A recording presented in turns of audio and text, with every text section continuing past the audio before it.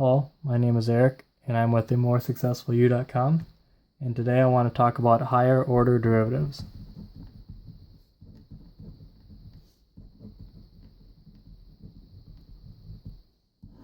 Okay, so what do I mean by higher order derivatives? So when we start learning about derivatives, the first thing that we think about is the first order derivative.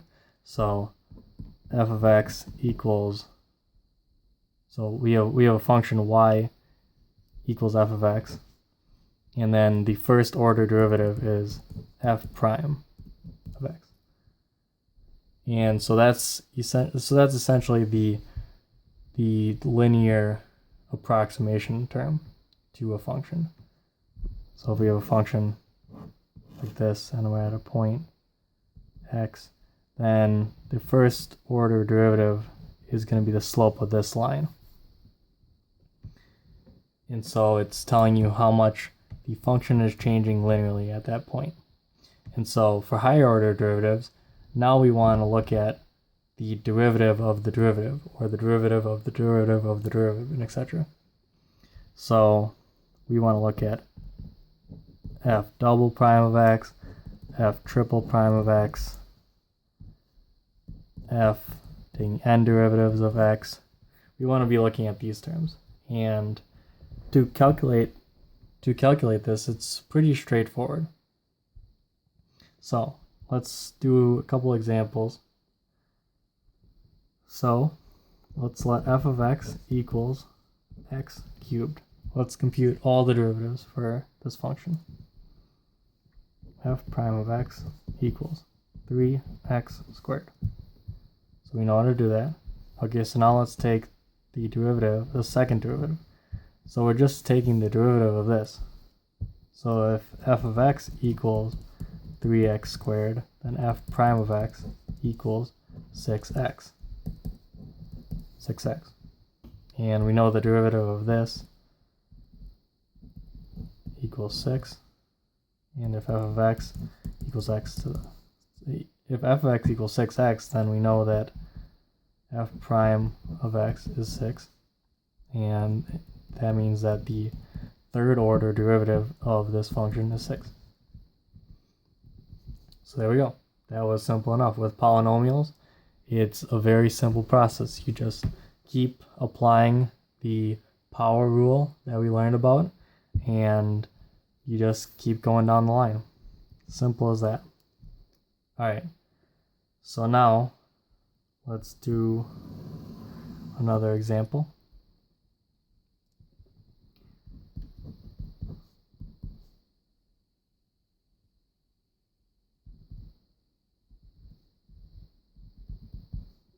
No, let's not do, let's just do squared.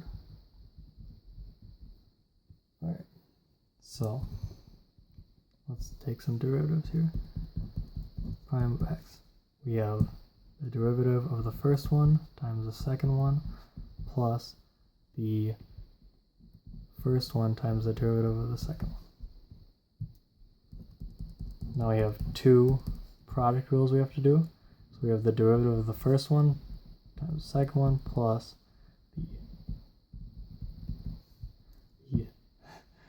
so we have this derivative of the second one times the first one, and the first one times the derivative of the first one times the second one, first one times the derivative of the second one, plus 2x cosine x plus x squared minus sine x.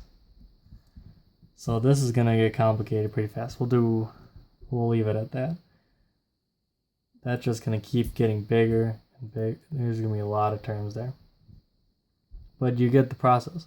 You just keep taking derivatives, and that's what the higher order derivative is. It's however many times you have to take the derivative of f of x. So you're probably wondering, like, okay, this is awesome. Why? I knew I could already take the derivative of any function and get the derivative of that function. So why do we want to do this? So in later videos, we'll talk about optimization. And so let's look look at the function f of x squared. So this is what this looks like.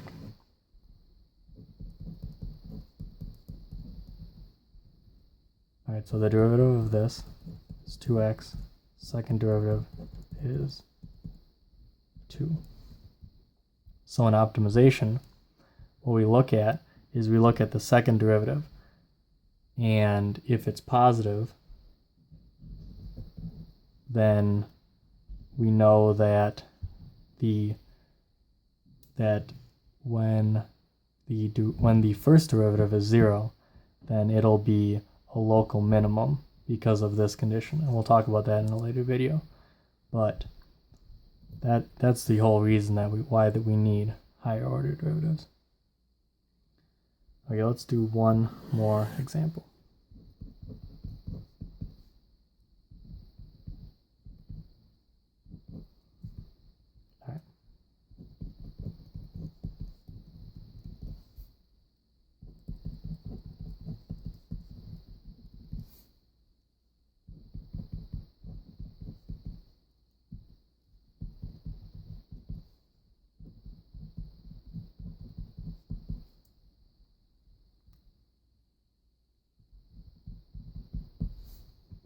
And so on.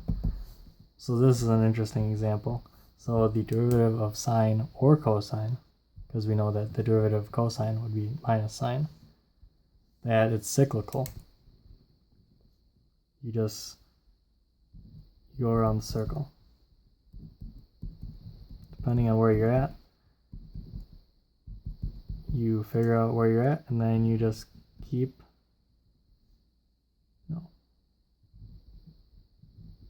You guys knew I was bad at my trig derivatives.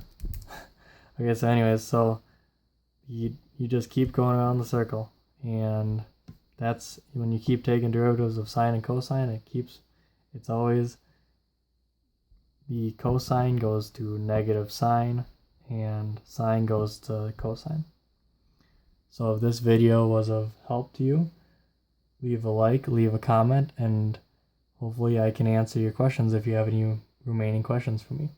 Thank you very much for your time, and have a great day.